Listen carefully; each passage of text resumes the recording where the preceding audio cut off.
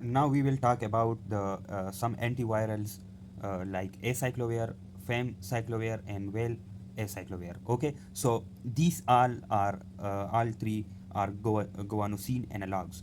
And what is the mechanism of this class of drugs?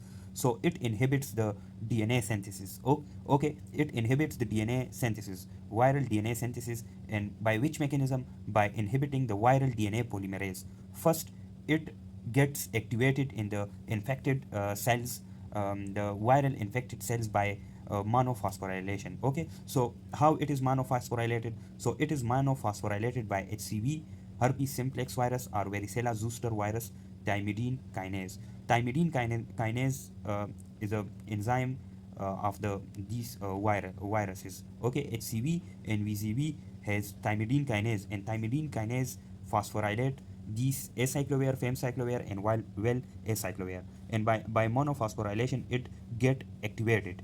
Okay, and by activation it causes the inhibition, the selective inhibition of viral DNA polymerase. Okay, so it inhibit the viral DNA polymerase, and by inhibiting the viral DNA polymerase it inhibit the viral DNA synthesis. Okay, so these are the acyclovoir, pancyclovoir, gencyclovoir, all these famcyclovoir. It get monophosphorylated by virus specified enzyme, which is thymidine kinase, and then it converted into triphosphate.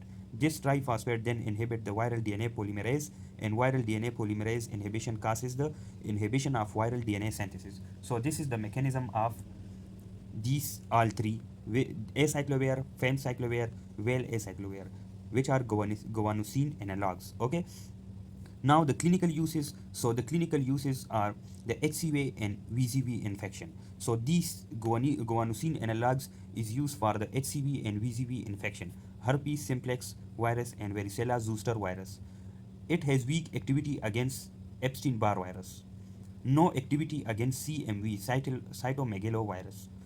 It is used for HCV induced mucocutaneous and genital lesions. Okay, so HCV induced mucocutaneous and genital lesion, as well as for encephalitis. So it is used for these type of infection. It is used for the prophylaxis in immunocompromised patient. Okay, so immunocompromised patients, for the prophylaxis of immunocompromised patient, we use these guanosine analogs. No effect on latent forms of HCV and VZV.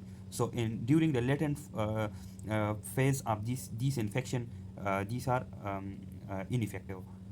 It has no effect on this latent phase of these viruses. Well, acyclovir, a prodrug of acyclovir, has better oral bioavailability. Okay, for herpes zoster, we use the famcyclovir. This famcyclovir is for herpes zoster. Now the adverse effects are obstructive crystalline nephropathy and acute kidney injury if not adequately hydrated. Okay, so these are the adverse effects. Now the mechanism of resistance for these drugs is that mutated viral thymidine kinase. So the mutated viral thymidine kinase causes the resistance for these drugs. Okay, so this is all about guanosine analogs, which are acyclovir, famcyclovir, and well acyclovir. Thank you.